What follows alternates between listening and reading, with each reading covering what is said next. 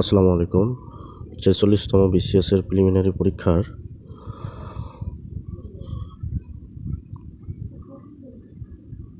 গণিত অংশের সমাধান। নিচের কোন ভগ্নাংশটি 2/3 অপেক্ষা বড়? 8/11। বার্ষিক 5% মুনাফায় 400 টাকা, 2 বছরের চক্রবৃদ্ধি মুনাফা 441 টাকা। 100 হতে বড় দুইটি পূর্ণ সংখ্যার যোগফল 300 হলে সংখ্যা দুটির অনুপাত কত? 2:3। 1/2 × 2^(x−1 + 1 = 5 হলে x এর মান কত? 4 log √8 ভিত্তিক x = 3 সমস্ত 1/3 হলে x এর মান কত? 32। 1 হতে বড় 1000-এর মধ্যে কতগুলো সংখ্যা আছে যারা 16 দ্বারা বিভাজ্য কিন্তু 30 দ্বারা নয়? সঠিক উত্তর হবে 30টি। x² - 7x + 12 <= 0 হলে সমাধান সেট কোনটি? 3, 4।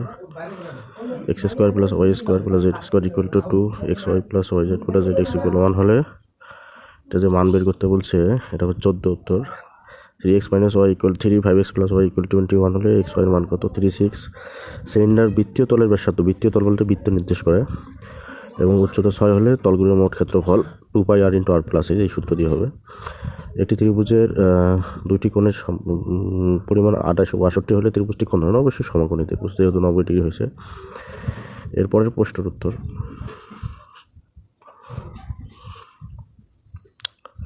কৌণিক শব্দটি অক্ষরগুলো দ্বারা বিন্যাস সংখ্যা 60, a সমান x সাবজেক্ট 5 ও 7 দ্বারা বিভাজ্য 150 এর চেয়ে ছোট 16।